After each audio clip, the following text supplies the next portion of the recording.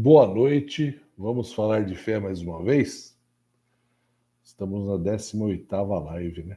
Estamos perseverando aqui, lutando aqui para manter o canal aqui que não tem pretensão nenhuma de ter lives, de ter curtidas, compartilhamentos, nada disso. A ideia é passar um pouco de conhecimento teológico, né?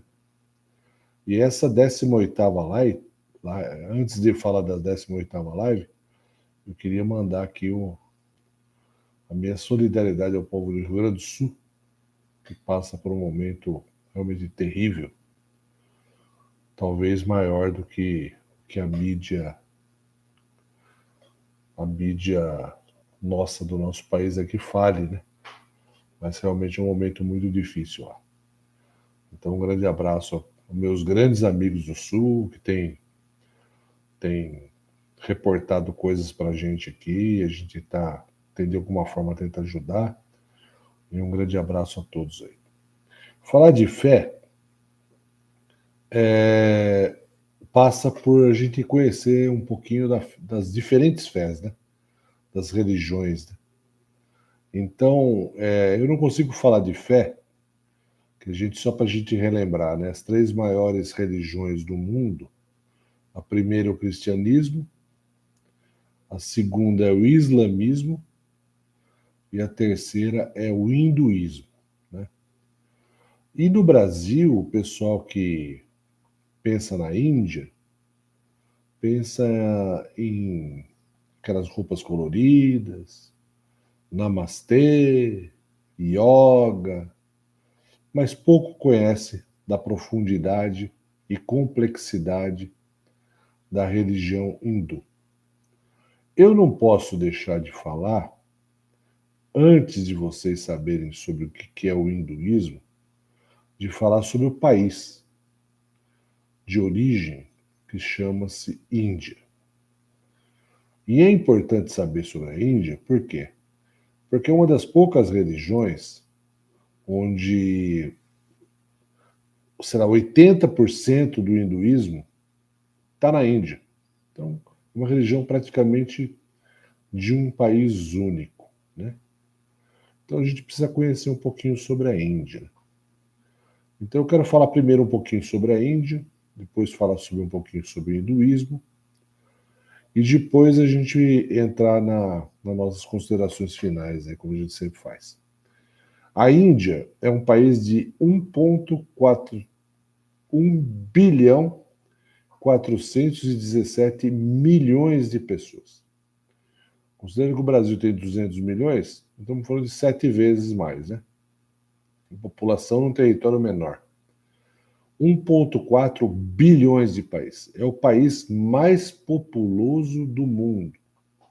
Só perde para a Índia. Não perde para a China.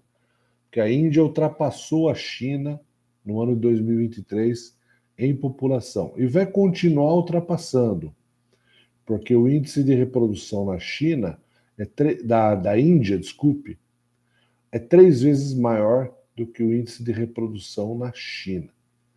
Então a Índia tem uma probabilidade de crescimento gigantesco. Então a Índia é um país monstruoso, né? 1,4 bilhões de pessoas. É um país muito grande. Tem uma das maiores economias do mundo e não é à toa, né? Porque se cada habitante consumir 100 dólares por ano, já vai dar uma economia gigantesca. Né? Mas é um país bastante populoso, em crescimento, acho que tem um crescimento maior que o Brasil nos últimos anos.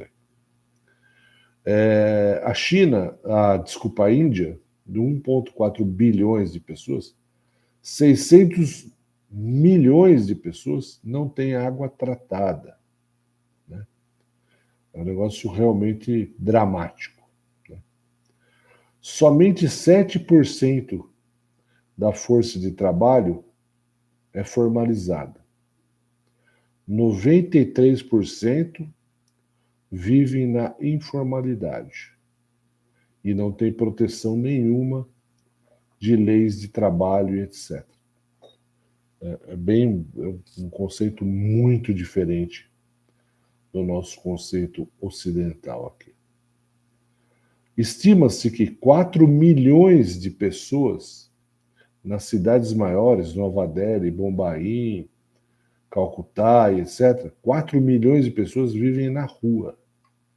Vivem na rua. 4 milhões só nas cidades grandes. Imagine no país inteiro. Eu conheço relatos de pessoas, de indianos que trabalharam comigo, que diziam que as pessoas moravam em frente, tipo uma loja. Então, moravam em frente à Leopard, em Jundiaí, aqui, a loja Leopard. E eles davam o endereço de correspondência para os familiares em frente à loja. Na verdade, eles davam o endereço da loja. E aí chegava a correspondência, eles recebiam em frente à loja, porque eles moravam em frente à loja. Então, o viver na rua não é um negócio incomum na China, é bastante, na Índia, desculpa, é bastante comum. Uma coisa que é importante de saber, que a Índia foi dominada e desenvolvida pelos ingleses, né? Então, muitas pessoas na Índia falam o inglês, além de falar a língua local. E essa coisa de falar a língua inglesa abriu muitas portas para os indianos. Então, se você pegar os sistemas de atendimento de cartão de crédito, 0800 aqui no Brasil, né? Que o pessoal liga e tal. Lá nos Estados Unidos, quem atende é um indiano, que ganha lá uma migalha lá por hora, e ele atende e segue um protocolo de atendimento para atender um cidadão americano de um serviço de um produto provavelmente americano ou inglês, mas eles falam ingleses. Você fala, para a exploração dos ingleses, dos americanos em relação aos indianos.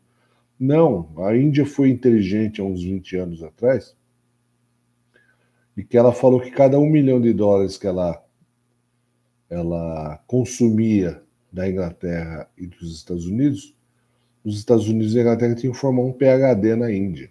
Então, houve um desenvolvimento intelectual gigantesco na Índia, um investimento em cultura, né? Em desenvolvimento pessoal, empreendedorismo, nas pessoas mais inteligentes, muito grande. Então tem um lado bom, né? Uma coisa muito difícil que tem na Índia é o controle de nascimento e de morte na Índia. O censo na Índia, que foi feito há 20 anos atrás, eles viram que não dava para fazer o censo, porque a maioria da população não tinha nem registro, nem documento, nem nome, nem história. A Índia, há 15 anos atrás, inventou uma maquininha, eles iam nas populações e eles pegavam a digital das pessoas, faziam um registro, criavam uma carteirinha para tentar regularizar a situação das pessoas e fazer um censo. Porque é muito difícil, né? 1,4 bilhões de pessoas é uma dificuldade extremamente difícil. Então eles fizeram isso. Agora, esse controle de natalidade e de morte na Índia ainda é um dos maiores dificuldades que eles têm lá por lá hoje. Imagina na Covid, né? Se você pensar que a Índia tem 1,4 bilhões de pessoas e teve menos mortes de Covid do que o Brasil, que tem 220 milhões, é um negócio inacreditável. Pô, o sistema público lá deve ser bom pra caramba. É horrível. É muito pior que o do Brasil. O sistema público não comporta 1% da população. O problema é que a cultura indiana é que o nascimento não é registrado e a morte também não é registrada.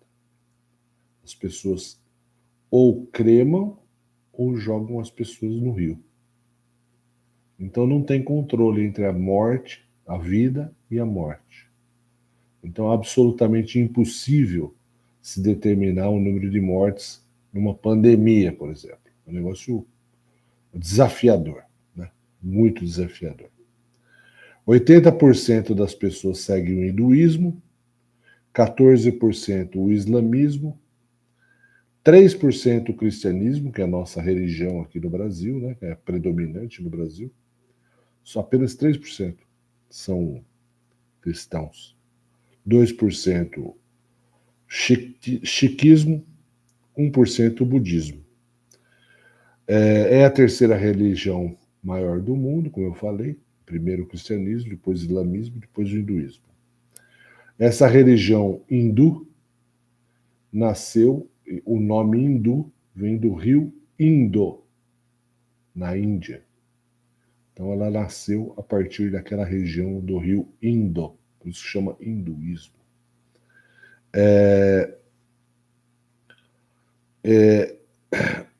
Os escritos comum, o que é considerado religião é aquele que tem escritos, rituais, premissas e ensinamentos. E no hinduísmo existe um livro que chama Vedas, que é o livro do hinduísmo que fala sobre as crenças.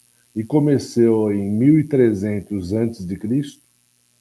até 900 a.C. Então, uma das religiões considerada como religião, como eu falei, que tem escritas, tem rituais, tem ensinamentos, é uma das religiões mais antigas do mundo, bem anterior ao cristianismo, né? Então é muito antiga. Uma coisa curiosa é que quem não é hindu nunca será hindu. A cultura da Índia. Por quê? Porque não existe uma cultura de conversão.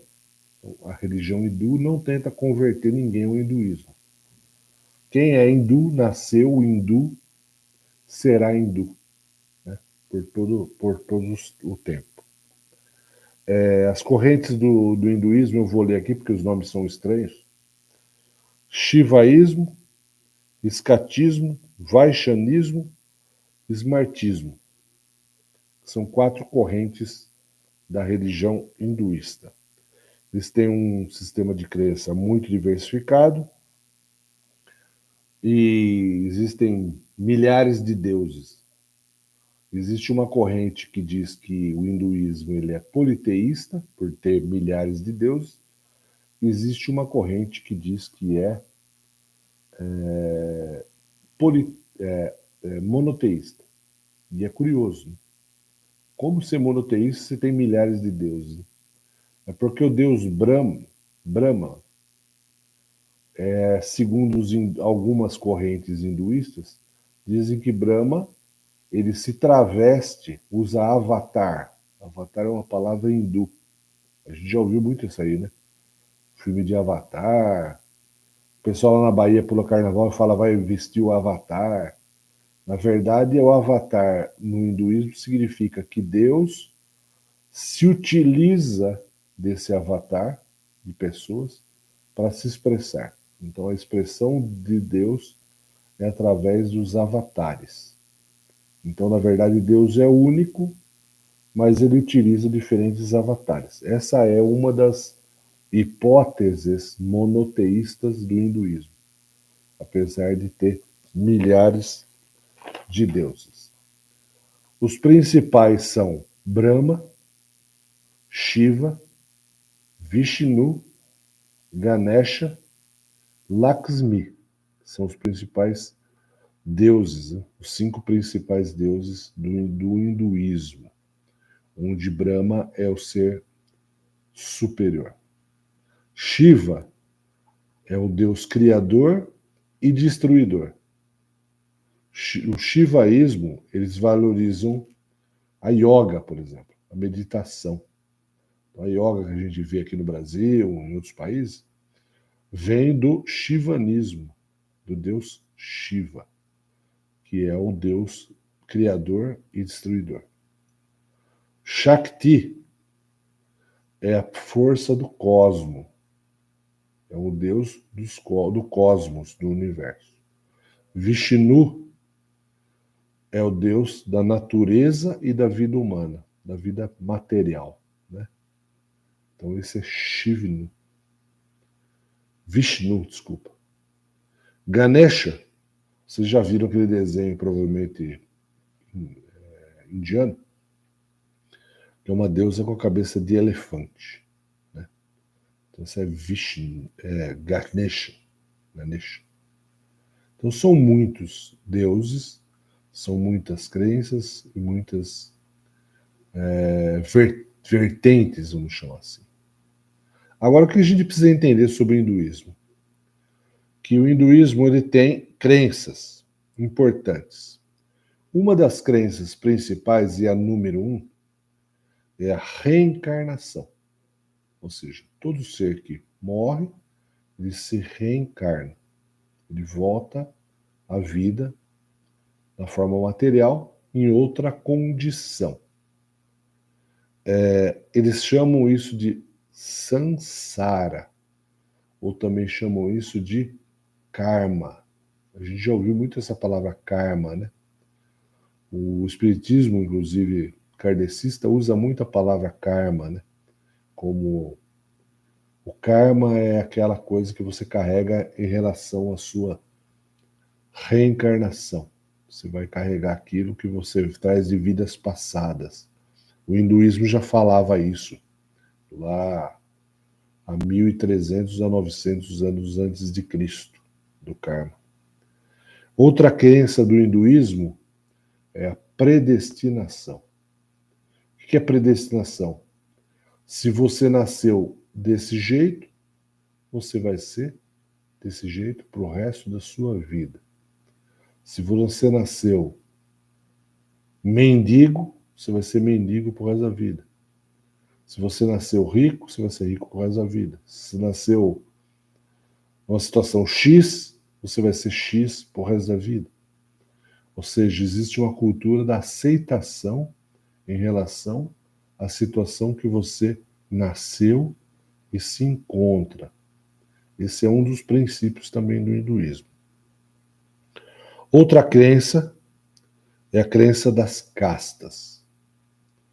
Então, dentro da Índia, até hoje, existe a crença e a prática das castas, que são níveis diferentes entre as pessoas.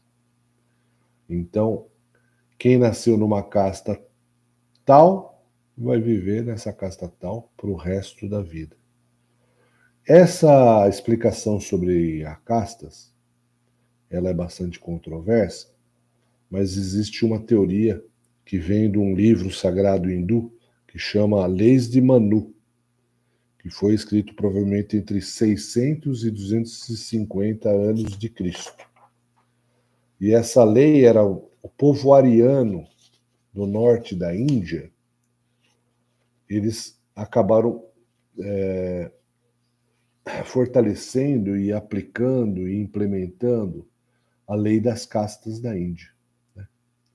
Esses hindus que eram do norte, eram arianos, considerados arianos. Então, qual é a crença das castas? A crença das castas é que o deus Brahma, ele tem na verdade, tem 4 partes. A cabeça do deus Brahma, quem é da casta de Brahma, eles são os sacerdotes, são os professores e são os intelectuais. Então, quem é dessa casta, os brahmines, eles podem ocupar estas posições: sacerdotes, professores e intelectuais. Essa é a cabeça do deus Brahma.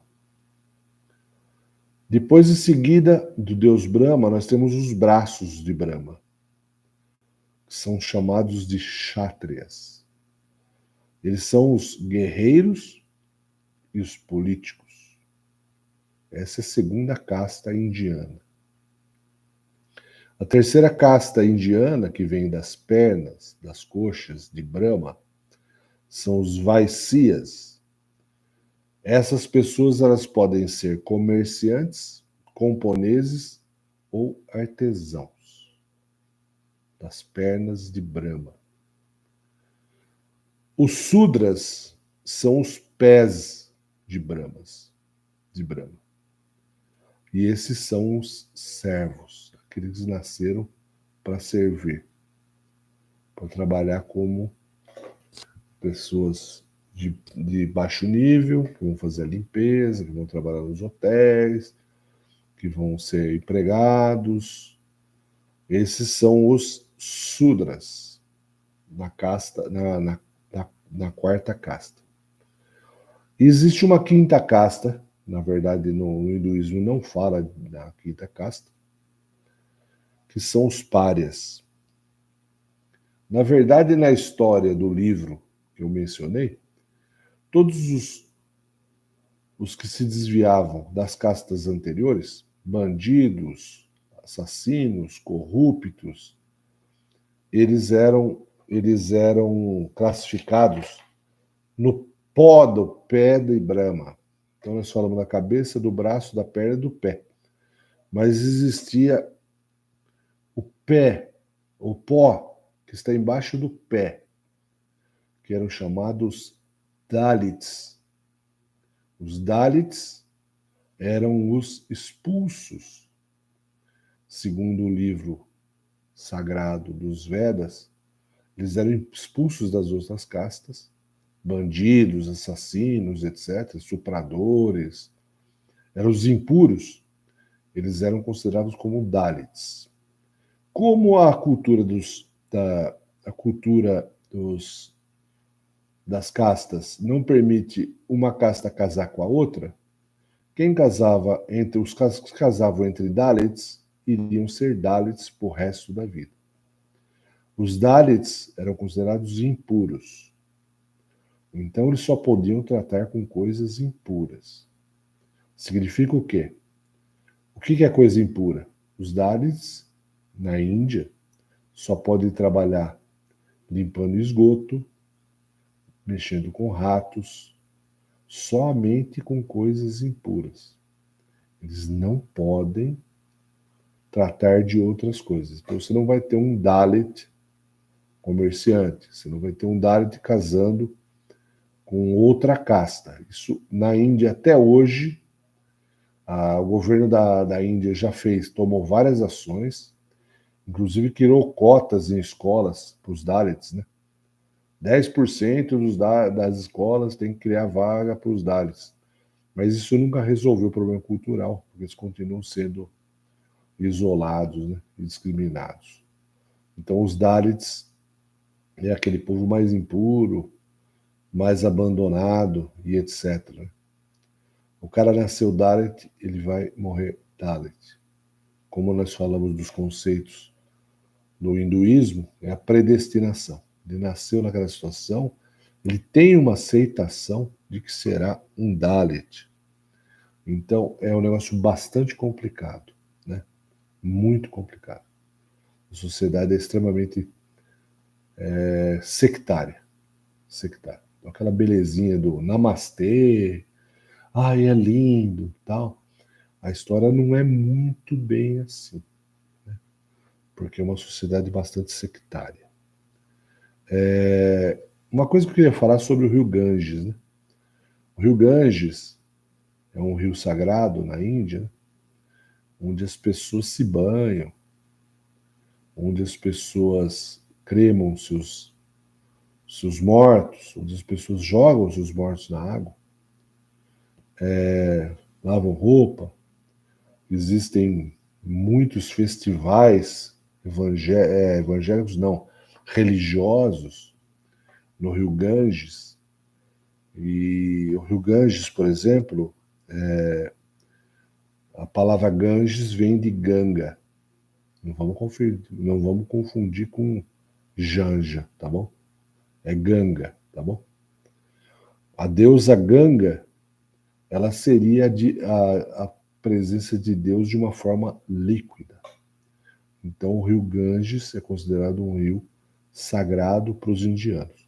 Para vocês terem uma ideia, em cada 100 mililitros de água do rio Ganges tem 500 mil bactérias, quando a ONU recomenda que tenha no máximo 500 bactérias.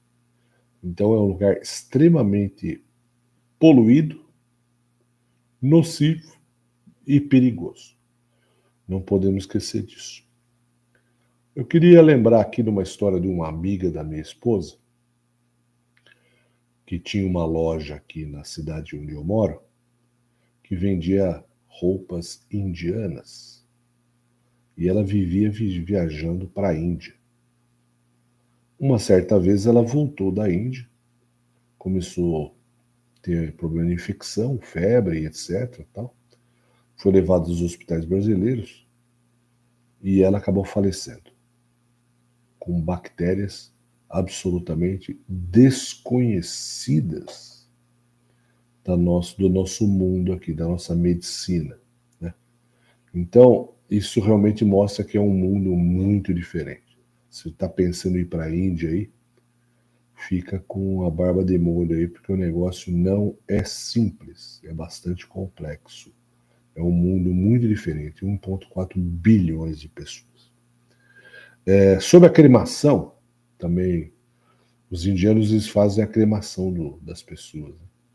Só que só quem crema é quem tem dinheiro, viu? As pessoas que não têm dinheiro, elas colocam o corpo no rio e soltam o corpo no rio. Então existe um problema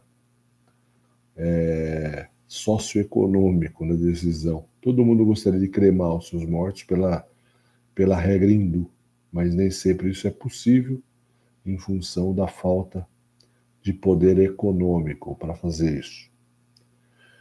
Aqueles homens santos que a gente vê na televisão, pintado de cara branca, que ficam magrinho lá fazendo jejum, esse povo é totalmente discriminado na Índia, que é um povo considerado um povo perdido. Né?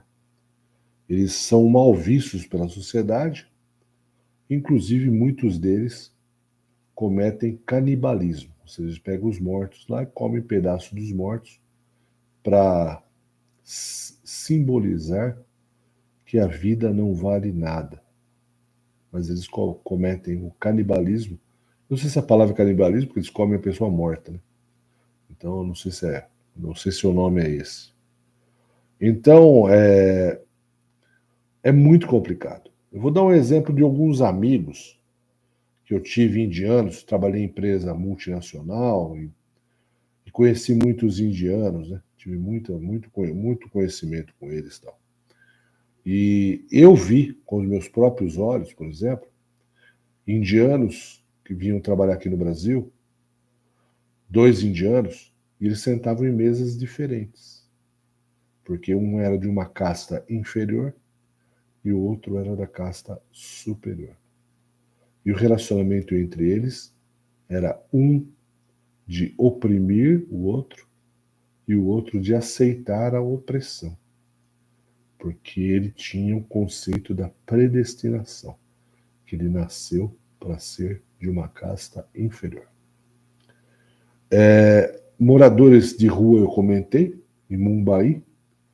A família de um amigo meu morava em Mumbai na rua, em frente a uma loja, e recebia as suas correspondências no endereço da loja. Então a gente não faz ideia do que nós estamos falando aqui. Casamentos. Os casamentos entre castas, até hoje, não existem na Índia. É no máximo 1%. E ainda o casal geralmente vai morar no exterior, vai para os Estados Unidos, vai para a Inglaterra, vai para outros países, mas na Índia absolutamente não aceito o casamento entre castas. Cotas eu comentei, e além dessas 4 castas, que eu não estou considerando Dalits, que é o pó do pé de Brahma, né, que seria a 5ª casta, existem as subcastas. Então, são centenas de subcastas. Tem uma casta lá que é morar com os ratos, por exemplo. Então, as pessoas moram com ratos, se alimentam junto com os ratos, vivem junto com os ratos. É uma subcasta dos Dalits, por exemplo. Então, é muito difícil. Para a gente ir caminhando para o final, queria falar sobre Gandhi, Mahatma Gandhi, que é um personagem histórico da independência da Índia. Quem acha que Gandhi era uma pessoa de Deus, que era um peregrino, que defendia as minorias, etc. Mahatma Gandhi, ele era filho de um governador, ele era da casta dos Vaixás, dos comerciantes, ele foi parlamentar, e aquela vestimenta que ele usa, que a gente vê aquela roupinha branca dele lá, em verdade foi uma campanha que ele fez contra os ingleses para não usar roupas manufaturadas pelos ingleses.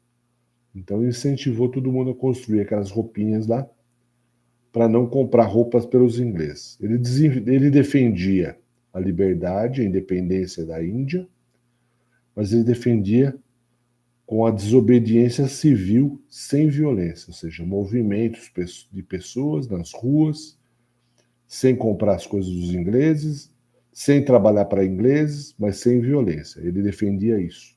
Era um político que construiu a sua imagem em cima disso.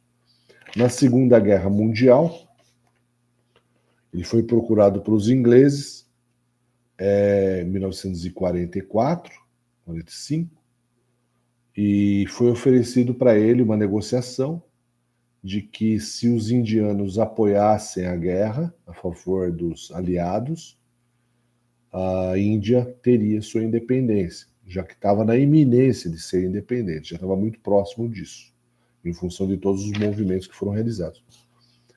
E então ninguém sabe hoje se Gandhi abriu mão da não violência ou se ele aceitou esse acordo com os ingleses de mandar soldados da Índia na Segunda Guerra Mundial. Ninguém sabe isso. A independência da Índia veio em 15 de agosto de 1947, após a Segunda Guerra Mundial. E aí o norte da Índia, na verdade o nordeste da Índia, que era a maioria islâmica, ela se separou da Índia e passou a se chamar Paquistão, né? Um país independente, dominado pelo islamismo. Como que Gandhi morreu? Né?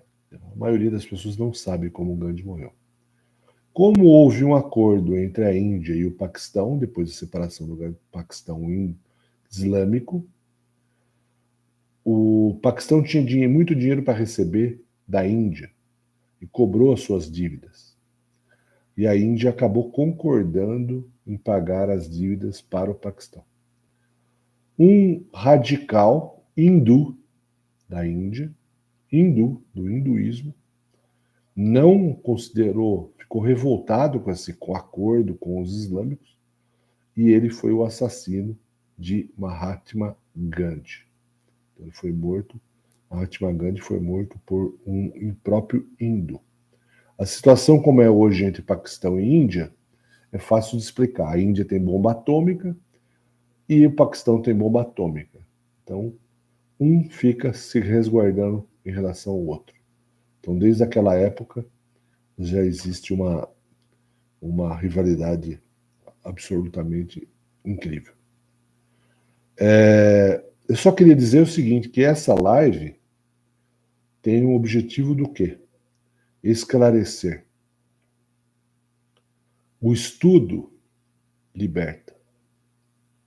Já diz na Bíblia, Jesus Cristo, a verdade vos libertará. Apenas com estudo, com entendimento, que você vai conseguir crescer como pessoa, crescer nos seus pensamentos e afirmar suas convicções. Eu fico com a minha fé e com a mensagem de amor do cristianismo que Jesus trouxe. Ele não veio para guerrear, ele não veio para confrontar os romanos, ele não veio para nada, ele veio para trazer uma mensagem de amor e mostrar o quanto nós somos imperfeitos e qual é o caminho que nós temos a seguir. Portanto, a água viva que Jesus nos mostrou é a água do Evangelho. A verdade, a verdade, a paz, a solidariedade e a fé. Graça e paz. Até a próxima semana.